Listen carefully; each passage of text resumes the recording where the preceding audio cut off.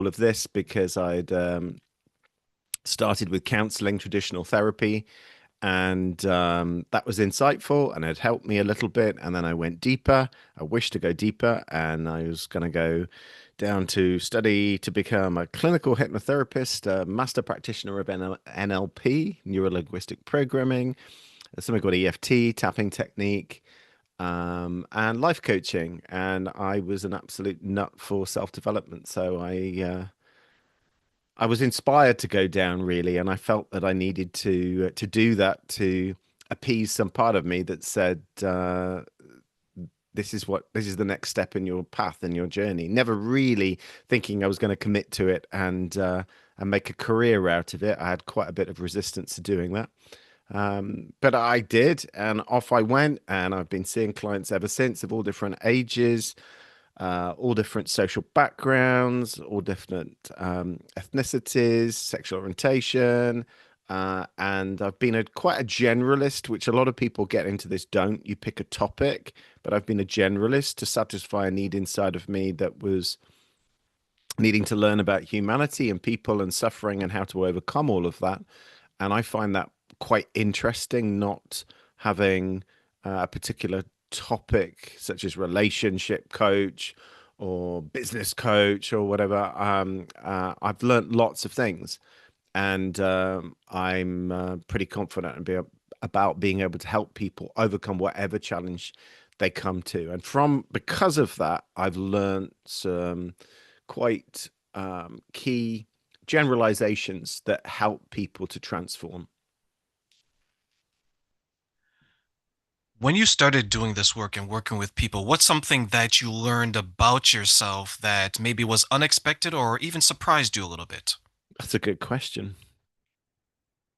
Probably how messed up I was, and that actually this stuff goes really, really deep. It's a rabbit hole, and you can go as deep as you wish to go. And something that I kind of coined the phrase of really that is that everybody's deep, but many people just want to stay in the shallow end. So that you can go as deep as you like, and some people do, and they go on all different types of paths, whether that's psychological, spiritual, or emotional, in order to get to know who they are, get to the depths of who they are, and that's been fascinating. And I can do shallow, don't worry. I can I enjoy a little bit of banter. That's all part of the human experience, but it's no different than a great big swimming pool. Is it bad being at the shallow end? No, of course it's not. Is it bad being at the deep end? No, of course it's not. But it's to have that ability to be able to go through the whole of the challenges that come up within humanity. And if we're going to really change and we're going to discover ourselves, then we have to go deep, and that's scary for most people. If I'd probably say that the thing that really affects most human beings, and their inability to change, is fear, and it's the fear of going deep. Because if I go deep, what might I find? Might find some scary stuff. Yeah, I might find some good stuff, but I wouldn't even know what to do with the good stuff if I'm going to have to transform it. And there's a phrase that I've gotten, which is the poop we go through is the manure for tomorrow. And ultimately, we have to go and find that poop, give it air, get a pitchfork in it, turn it over in whatever modality you use, whether that's standard just talking about it, whether it's using unconscious tools, hypnosis, NLP, tapping technique, EFT. This technique is called havening, EMDR, eye movement desensitization and reprocessing, EMIT, eye movement integration therapy. There are all these various tools, but ultimately we have to go to these deeper levels of um, these layered parts of ourselves, who we think that we are, and it all sort of becomes, this is who I am. Well, it's like, well, it's not who you are. It's how you've been through conditioning and trauma over time. And most people wouldn't even call it trauma. It's just life experience. Um, but you have to get in there and start digging around a bit, and then transforming it. One thing I learned about people is that many of us, if we go deep below the surface, we may not like what we find because we may realize that, oh my God, am I the villain in everyone else's story? Whereas we thought they were the villain in ours. And you mentioned it could be scary to go that deep. I also found some people express to me that it's lonely because of the things that they've learned about themselves. Maybe they feel a sense of shame and guilt because they've impacted people's lives far more than they ever thought they did. What other emotions come up outside of fear when you're helping these clients? Do you know what? I'd even go further than fear. I'd even say, with some cases, it's terror, terror of going there. Um,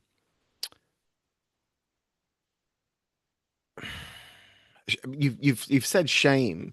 I think I think it's just you could actually class every negative emotion really as fear. So yeah, guilt, anger, anger itself, anger that I've put myself in this situation, I married this person, or I allowed this person to take advantage of me. Um, there can be you've said guilt, shame, anger, remorse. Um,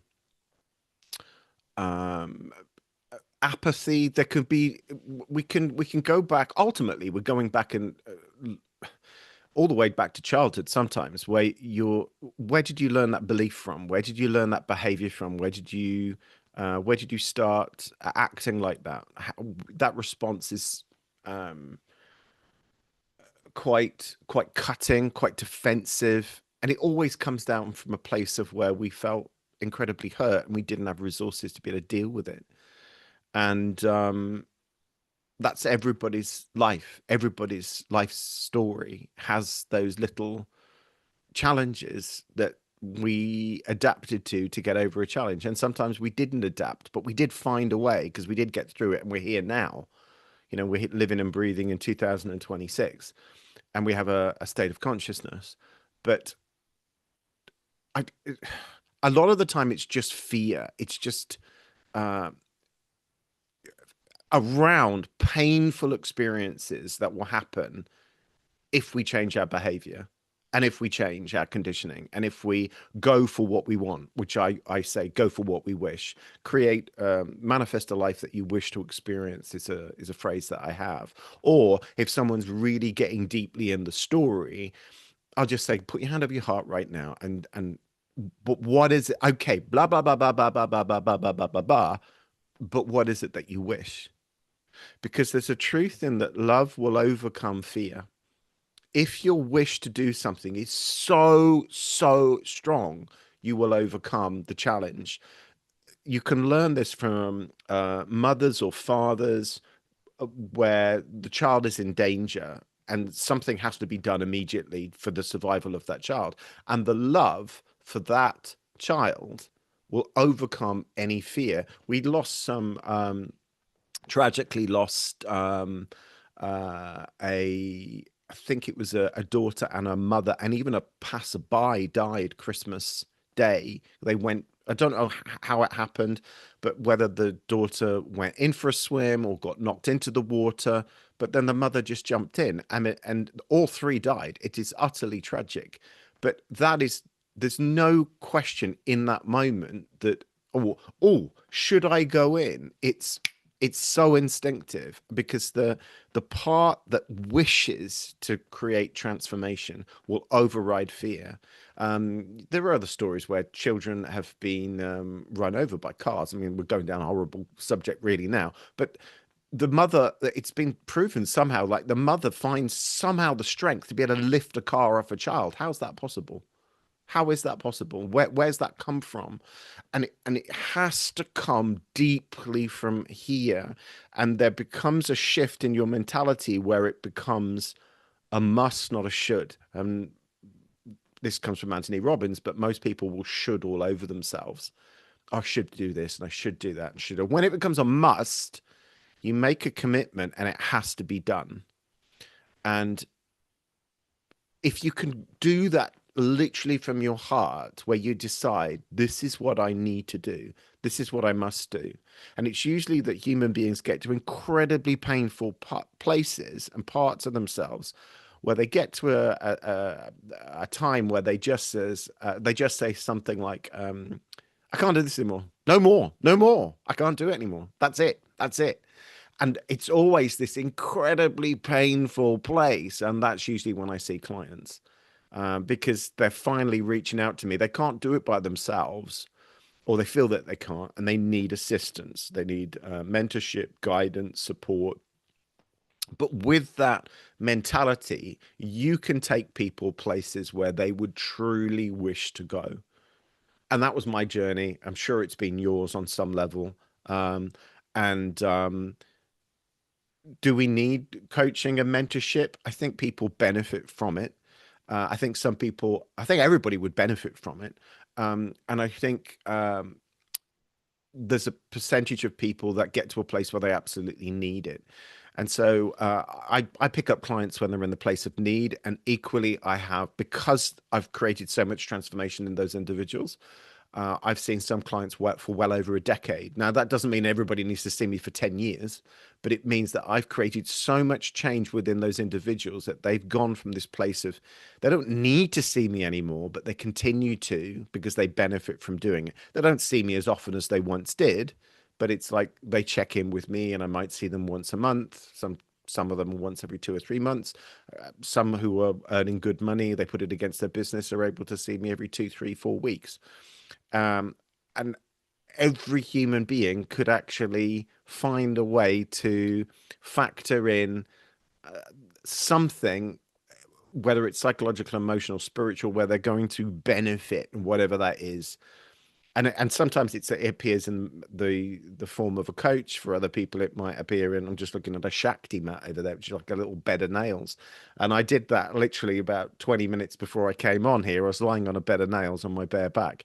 But why? Did I need to do it? I thought I'd benefit because it lowers my stress levels. It's amazing. It's not very pleasant for the first few minutes. Ow. But after a while, it has this benefit, and so I continue to do it.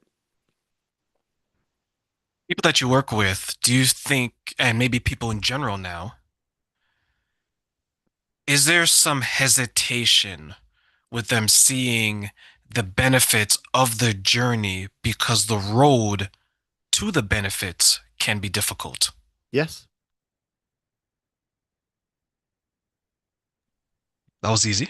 Yeah. I don't need to elaborate any further. Yes is the answer to that.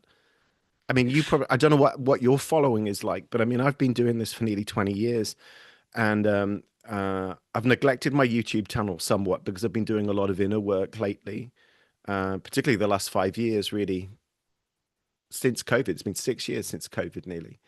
Uh, and I got COVID and it's still in my lungs. It's here and it's in my lungs to some degree. And that's made me work on myself even more. Now you can work on your inner world or you can work on your outer world. But how I phrase it with some clients is most of the people just concentrate on working on that outer world to make the inner world feel better. Really, it works the reverse. Work on your inner world. You know this from the work that you've done, and your outer world will just take care of itself. So I'm kind of like, it's okay. It's all right. I mean, I didn't have a man bun like goodness knows what 6 years ago, and I certainly didn't have this kind of beard.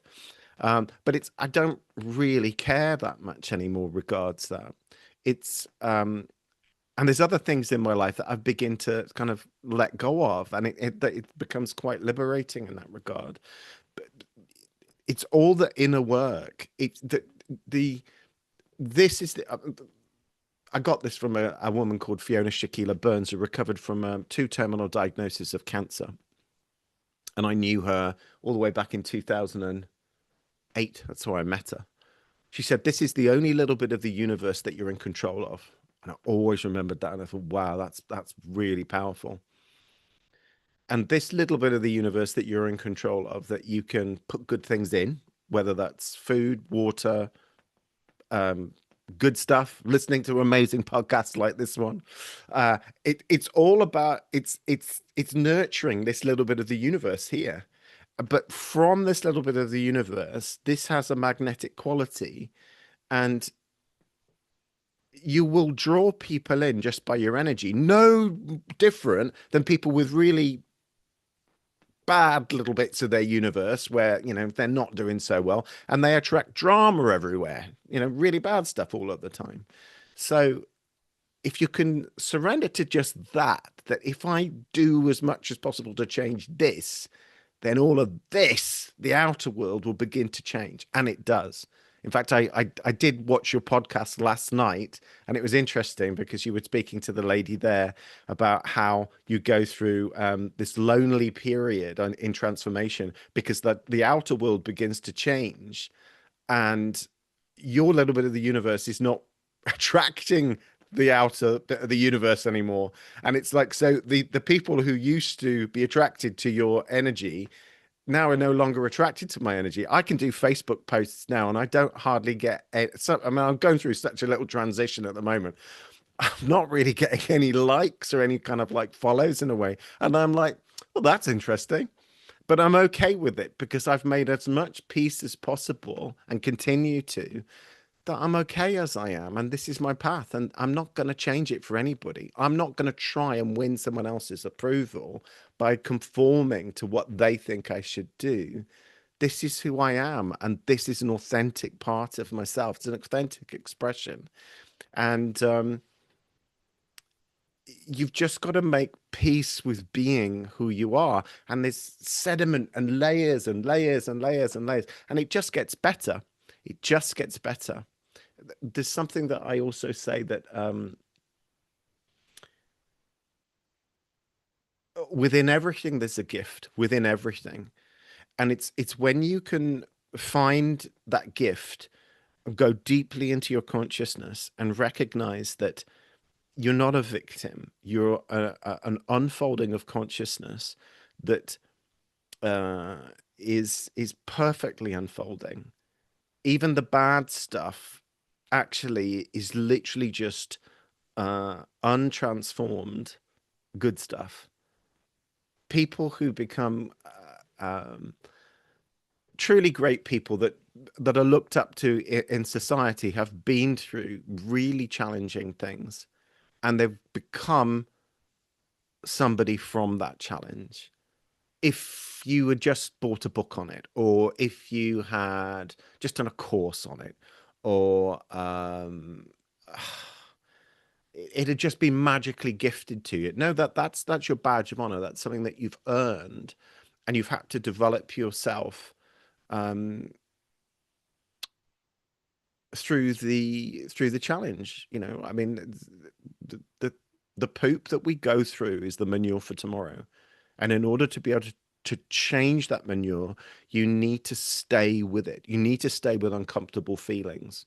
The majority of the world will tranquilize themselves, whether that is through anything: social media, TV, food, pharmaceutical drugs, recreational drugs, alcohol, blah, blah, blah, blah, whatever.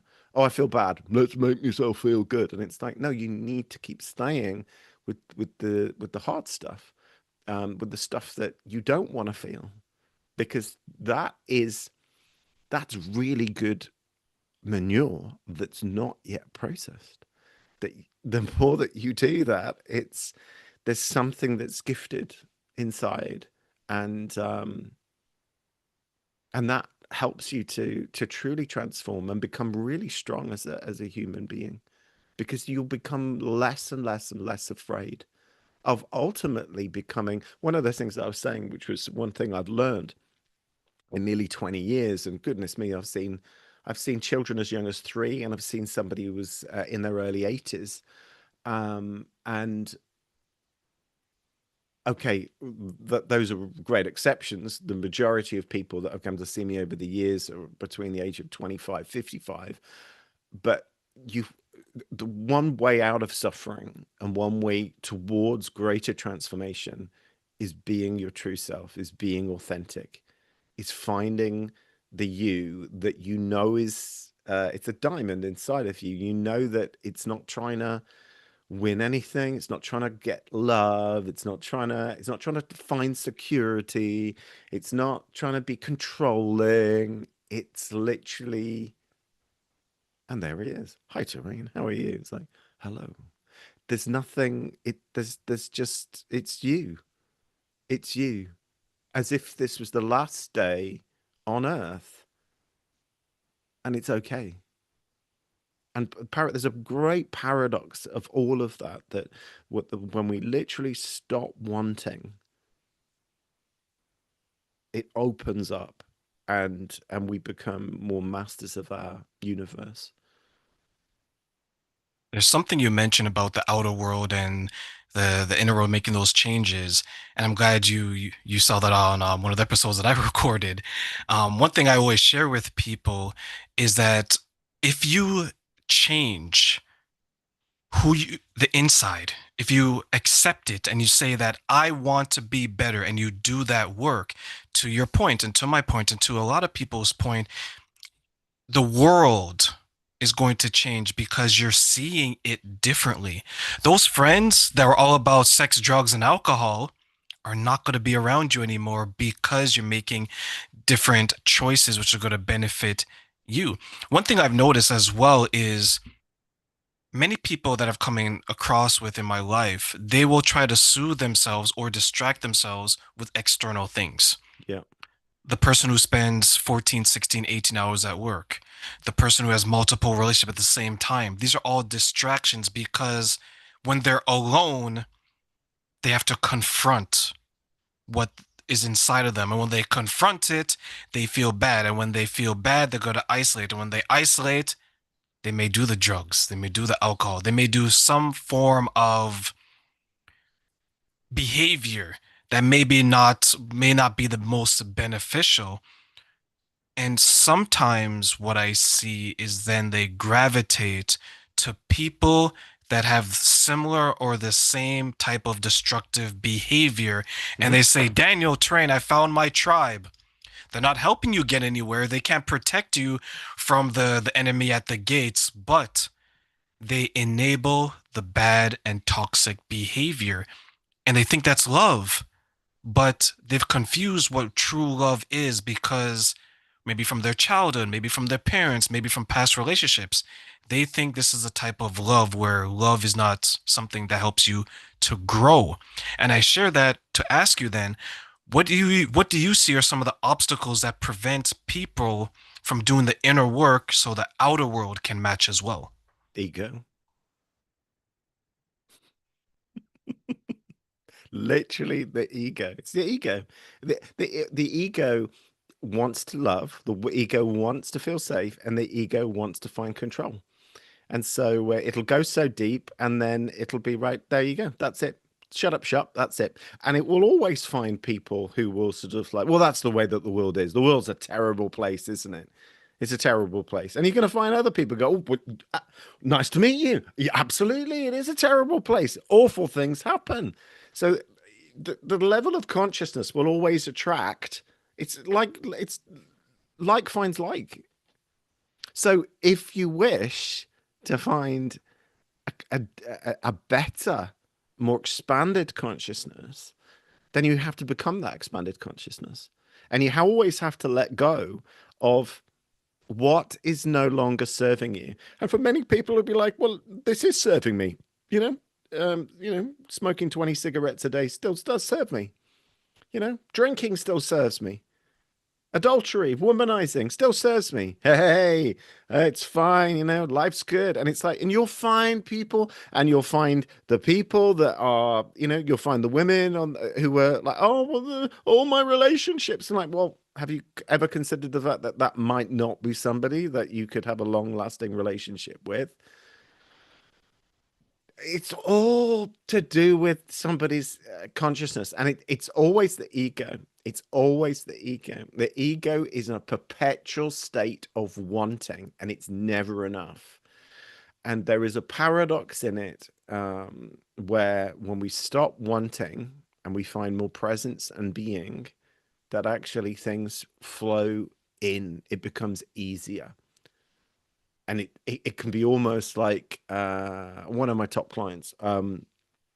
He said part of his sales was back in the day was like, they taught him about going to war, and man, he was successful. He built up a fantastic business worth millions of pounds.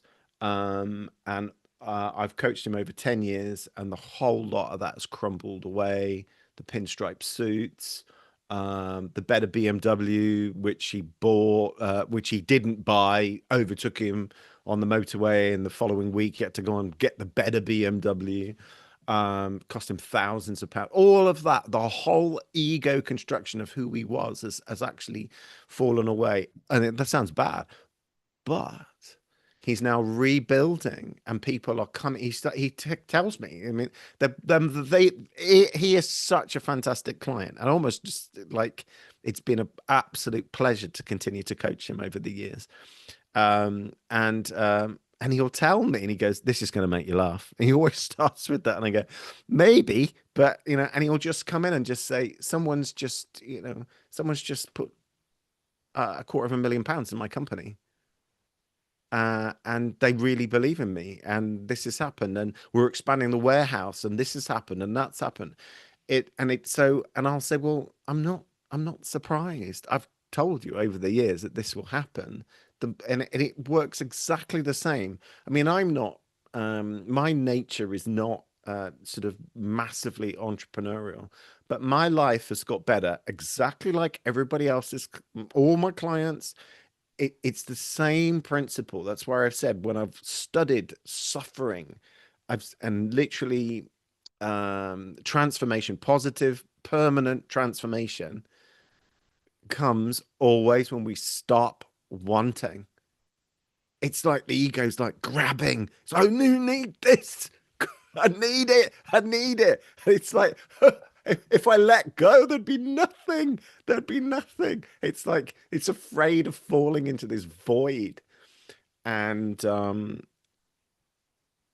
you have to. And it's scary. But there's something on the other side. That is the light on the other side of the tunnel. And life then begins to work for you rather than you working at life. I need to work at the business. I need to work at the relationship. It's like work, work, work. And it's all this grabbing and effort, and it's all based around fear, as opposed to you. And not every client, I'm not saying every client goes through a complete and utter horrific loss where they become, they've got no friends, no family wants to see them. They're living in a bus shelter or whatever. It's like, but things will drop away.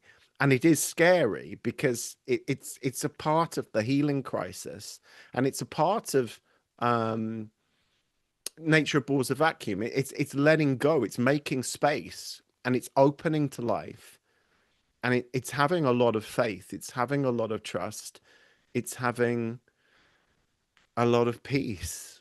And it's okay from this place to then let go. I mean, somebody I noticed on Facebook the other day that somebody had unfriended me, and I was like, my ego to begin with was a little bit kind of and it lasted for about 10 seconds, and I stayed with it, and I went, okay, well, there's a gift in that then. Stay with it. Part of my ego was like, "What? I want to write a little message. What? Why have you unfriended me? What have I done?" It's like a little voice in the head, and you stay with it, and it's going, but that's a reflection of their consciousness. Yes, it's your consciousness. The last messages we had were really nice, and I went, hope you're doing well, sending love to you and the family, and and that's their consciousness. That person, I know, I tuned into them. I was able to do that, just sensing them, and I thought they're in a real place of pain, and they sense me as somebody who's not, and I don't want to be associated to someone like that because it's like it's too painful. So no thanks, no, see you, bye. And okay, that's okay then. And it's another part of letting go. I've worked out that if you live to 90 years old, and many of us are not going to, because I think the average age that most human beings get to is I think it's like early 70s, early to mid 70s, something like that, the average in most developed worlds. So if you live to 90, that's less than 33,000 days. That's all you've got. It's like, imagine sort of instead, sort of, so let's say we're going to get to average age. Well, you've got to take a whole load of days. It's less than 30,000 days. That's not a lot of time being on planet Earth. And you think, well, the first 20 years, so the first what's that, 14,000 days? So 3,500 days is about 10 years. So no, seven, no, so that's 7,000 days. So 20. So yeah, the first 7 year, seven, sorry, first 7,000 days kind of gets taken up by childhood development, blah, blah, blah. And like, where's the sweet spot between what, 20 and 60? Is it all downhill after 60? I hope not. I'm 51. I absolutely continue to throw into my future. Well, this is how I'm going to be, and this is what I wish to experience, and this is how I wish my life to be. So I continue to see, feel, and hear my reality getting better and better and better as I get older. I have built in a belief system that it's going to get better. But let's say you've got between 20 and 60. Most people kind of like, I don't know, sort of like think, well, that's the time to do stuff. That's the time that I can live my life. That's not a lot of time. If you think actually in days, it's not a lot of time. So it's actually just over, well, 30 years would be about 10,000 days, something like that. Something like that. So it's, is that right? 10, 7,000? 7,000 for about 10. And then for whatever it is, it's not a lot. So let And me ask you, how Daniel. and how do you wish to spend it? Please, Kerry. Yeah, yeah. So I was going to ask you then, since you mentioned that, like time is to me one of the most precious gifts that you can give anyone because you can't buy it back, unless you're Walt No. Disney, or or you can't get more of it. And then you mentioned the ego is always wanting and wanting Yeah. as our time decreases. How does the ego, and it's uncontrollable in some regards, but insatiable desire of wanting more, how does that impact someone's pursuit for love?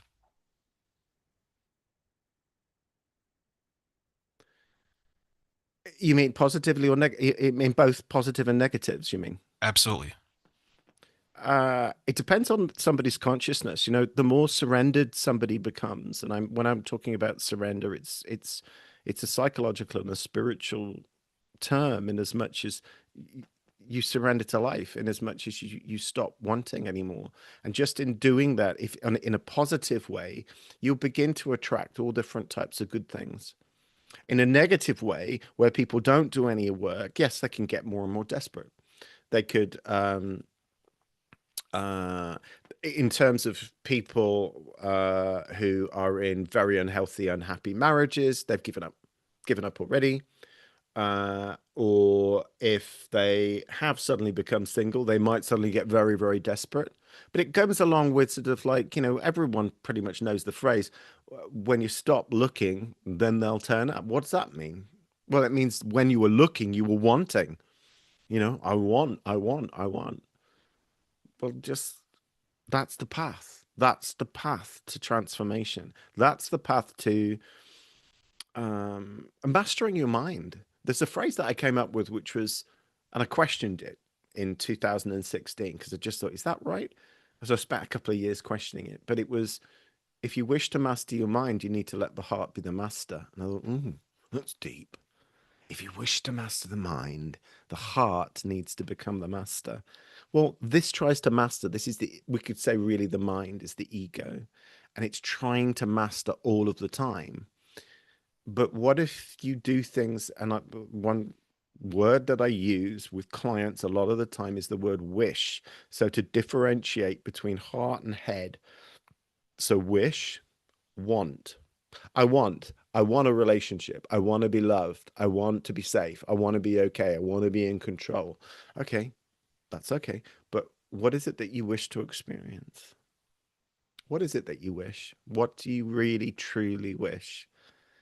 And if you breathe into that and continue to connect to here, then you'll start doing things based on your heart, on as well as your gut, and maybe even higher self if you believe that. It's a connection to you, the divine, God, life, the universe, all that is.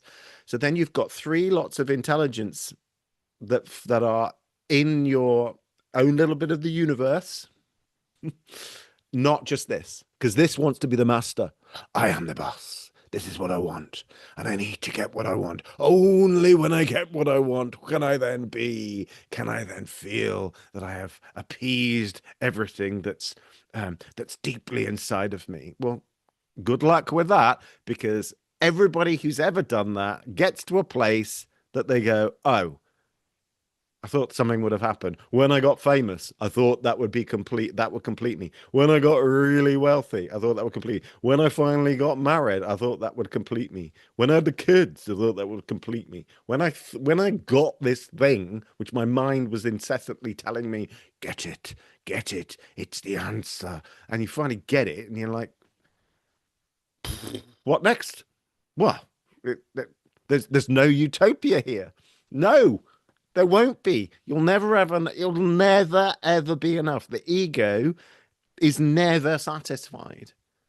The heart will go, yeah, this is what I truly wish to experience. And there will be much more satisfaction in manifesting that outcome. There's a truth to it. There's something that I also say that the acronym for fear, false evidence appearing real, or you could say that's false. What? So your ego, which is based on fear, is constantly coming up with fear, fear, fear, fear, fear, fear, fear. Falseness. False. When we get this terrain, I need it. When I get it, oh, then I'm going to and it's like, well, it's false. Because when you get it, there's no utopia.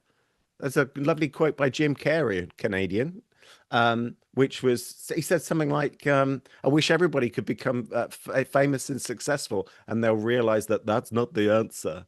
So Jim's had to go on his own path, which was like he's the thing he's retired now because he had to keep finding the authentic self inside of him, and so that's connected to higher self, gut, and this thing called heart as well. There are 40,000 neurons here. There's 100,000 neurons in the gut, and many people have alluded to higher self or just a sense of this is where I feel that this is my destiny. I just feel that this is where life is taking me, or life wishes for me, God wishes for me, the divine wishes for me, whatever synonym we use for that. But there's something true in here in manifesting things that are truly in your heart. There's a peace that comes with it, and there's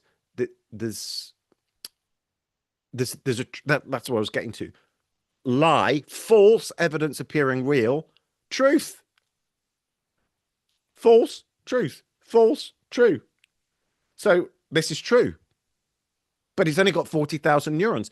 In your brain, you have about 80 billion. So you've got 80 billion little liars up here going, go for it, get it. Oh, it's going to be great. It's going to be fabulous. Oh, and in here, there's like 40,000 going, right, we're only 40,000, but we're not shutting up. We honestly, if you manifest this, so that goes along with if you wish to master your mind, you need to let the heart be the master. And that's really scary for the 80 billion to then go, what, we're going to let those 40,000 down there be the master. Oh, no, no, we're not going to do that. No, no, no. We're the masters. We are the masters. No, no, no.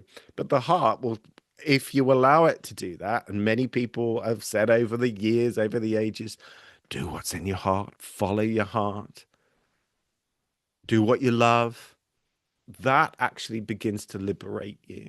And there is an authenticity with it that there's a self-love and a self-worth and a good quality that comes from there because ultimately you're loving yourself by if you sometimes I say to clients, if you had a twin, do you have a twin?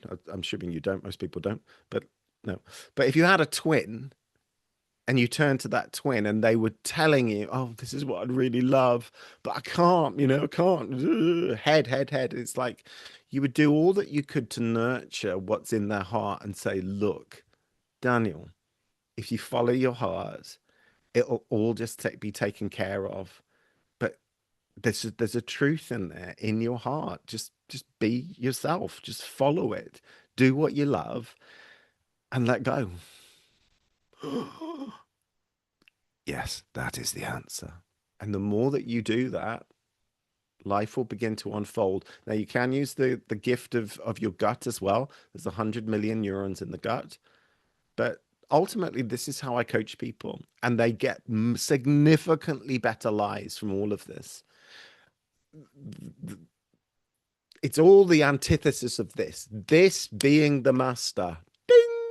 I am the master. This is how we'll get happiness. This is how we'll get love. This is how we'll get self-worth. This is how we'll get value. Let's focus on the head, focus on what the mind says.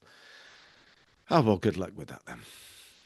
I've seen people struggle with that, especially women as they get older, where the focus is primarily on, to your point, what do I want? What do I want? What do I want?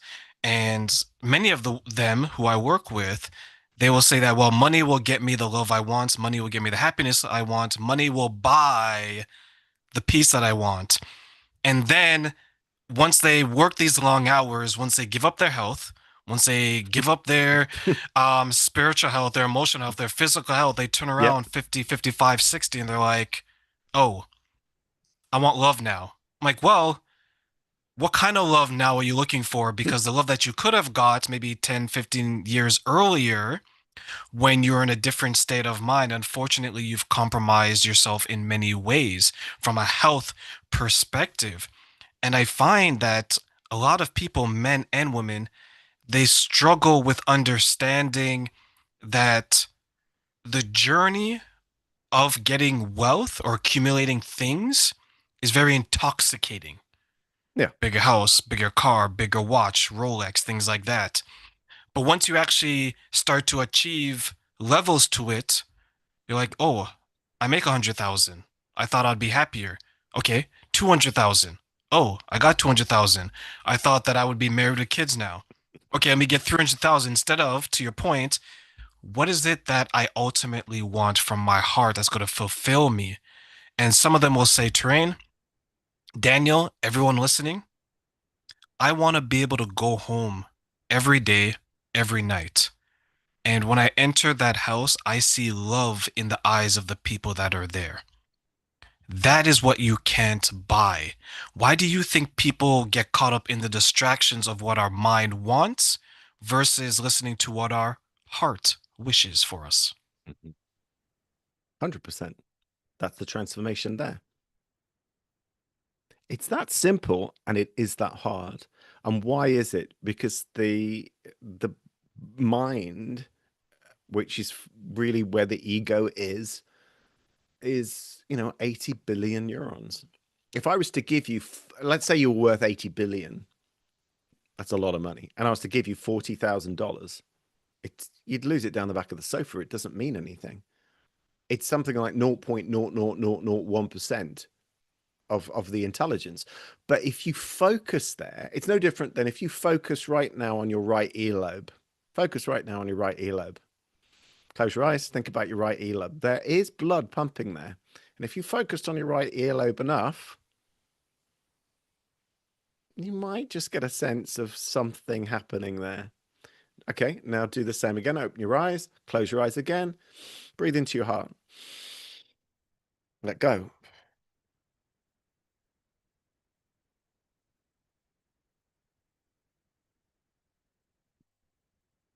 Place your hand over your heart. Sometimes it can help, I will say to clients, just in a clockwise motion, just go round into your heart. So you're going around it, you're noticing that it's there, and just breathe into it. Find three things that you are grateful for right now. Breathe in. Could be oxygen, could be a partner, could be water, could be a roof over your head. Just find something really grateful that you're grateful for right now. Number two, find something else that you're really grateful for and breathe into your heart and let go. And find one more thing. Go by the power of three. Breathe in. Something you're really grateful for. Okay. Okay. Now open your eyes. Where's your consciousness right now? I'm focused on the things that I'm grateful for. So this is why it becomes an act of conditioning and reminding yourself, to the best of my ability, I have pretty much retired the word want. I've used you quite a lot. I'd like to retire you to differentiate between ego and heart. So I do the best I can. I have to use it in some context, explaining this actual uh, this very thing that we're talking about. But a lot of the time in my own life, I will communicate in emails, texts, and my own language. I use the word wish. This is what I wish to experience. Oh, I'd love for you to come. I'd wish for you to come over. This is what I wish to do. I'll state my intentions. So I will talk about, well, this is what I wish to do with this, and this is how I wish to move my business forward, and this is what I wish to charge, and this is what I wish to do, and this is it's wish, wish, wish, wish, wish. And if you go back to I'm assuming I've said this in other podcasts, but I do like doing it. I'm assuming you had a birthday cake when you were a little boy. Candles on the cake. Did you blow out the candles to rain? Did you make a wish or did you make a want? Okay. So why don't we say so blow out the candles and make a want? We don't say that. So equally, it's like you have a penny and flick the penny and let it go into the well and make a want. Make a want. Make a wish. What else do we say? Sort of, we have dandelion clocks. You have the dandelion clock when it begins to change, and so to spread the seeds, make a wish. Possibilities. All the seeds go out all over into the meadow, everywhere. Possibilities. There is another one as well, isn't there? Sort of, and the genie Aladdin, sort of like you have three wishes. And there's also the adage, be careful what you wish for, because some people will go, oh, but this is what I wanted. This is all that I wanted. I really wanted to marry him, her, have this job, have that, have that. Okay, but I think what happens is, and it could be that they go, well, it was a wish. What did come from here? Okay, but this is where you are now, and so you are allowed to make new wishes. You are allowed to change inside what you now are experiencing from life, so that you can just continue to be true to yourself. It's that word, true, being true, true. This is false. So within every manifestation of a wish, there's always a consequence. There's always something to deal with. I've worked with good. I've literally worked with so many different demographics. It's ridiculous. I've worked with. I don't think I'm breaking confidence in saying 2019. I worked with a nun from your country, and it was challenging. It was hard. It's hard to get up. I think she was getting up at 4 a.m. every day. That was in her heart. She wished to do that. She was getting up every day, and she went to prayer at 4 or 5 in the morning. And she said how there was ego in the convent with the other nuns. She said some of them are quite cruel, and you think, wow. So that she's manifested what she wished to experience, and that's what she was going through. We were working through some trauma and some. So I only worked for a short time with her. That's fascinating. It's fascinating. I worked with somebody who was once homeless, and they found their way off the street. And I said, how did you manage to do that? And he said, because my parents are drug addicts and decided that I would never be one. And I really, really, I don't think he used the word wish, but you could see there was a lot of heart there. And so that's to me a wish. And he was like, well, I wanted to work, and I wanted to find a relationship. And he was in his early to mid 20s, and the mother had paid for him to come and see me because she just thought he was an outstanding individual. I thought he was an outstanding individual. I've never had someone who's come like that before, and that was probably about 8, 9 years ago. And I was thinking, wow, how did you get off the street? And he said, well, most people on the street had addictions. I just didn't have one. I was so averse to it that I found a way.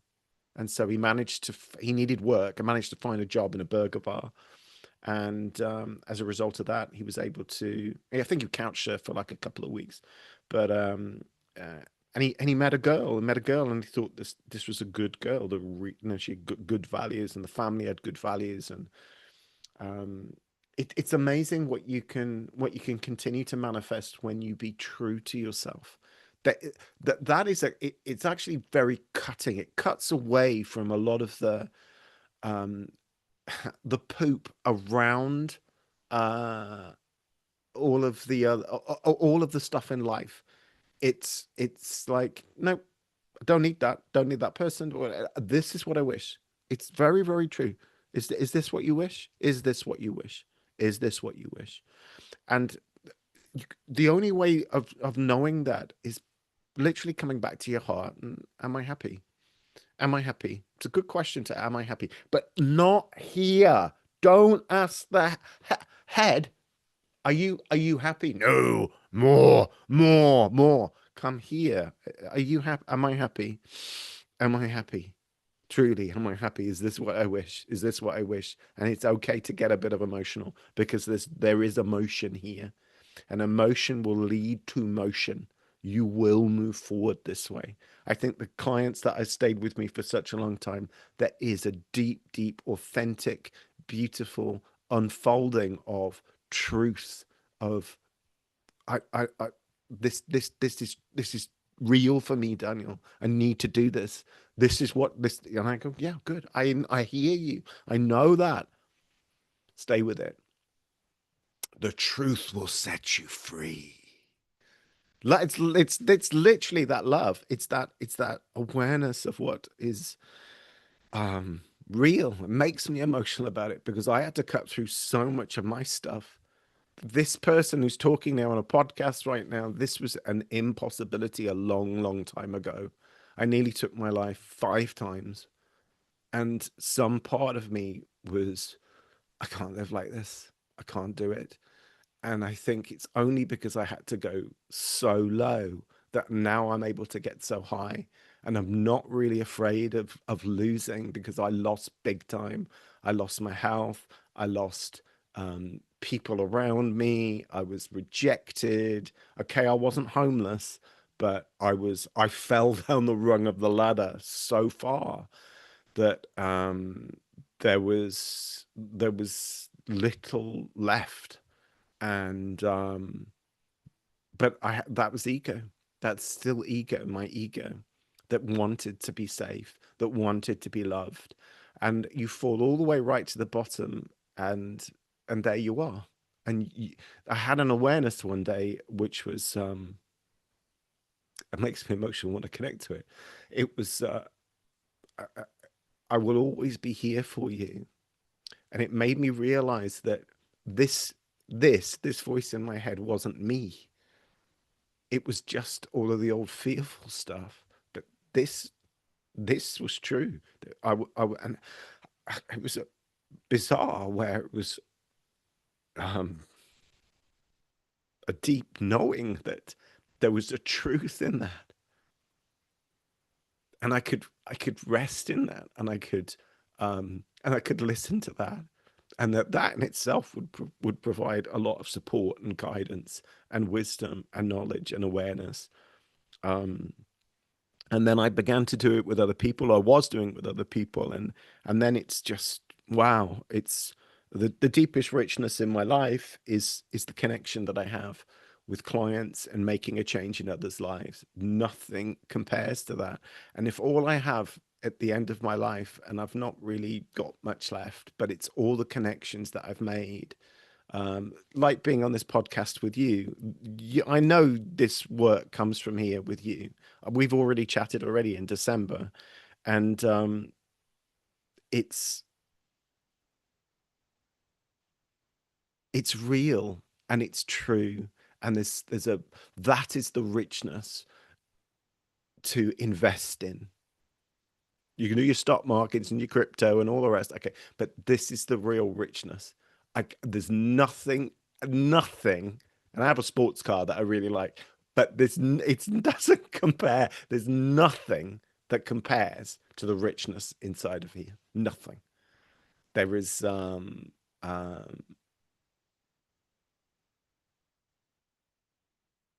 well, it's there are real no words for that. Only I something know. that I can breathe into. Yeah, let me ask you one final question. And since we're talking about wishes, I do want to give you three wishes, Ah, okay? the genie. The genie, yes. What are three things you wish people knew about the power of inner happiness and why? The three things.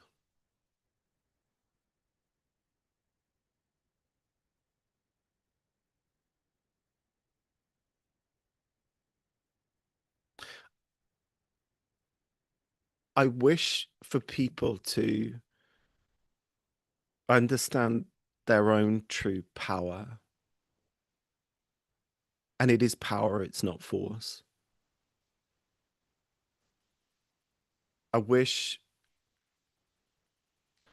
it's the wish that I have that when I leave this planet, eventually, that I will have honored the divine, my maker, that I would have self actualized, I would have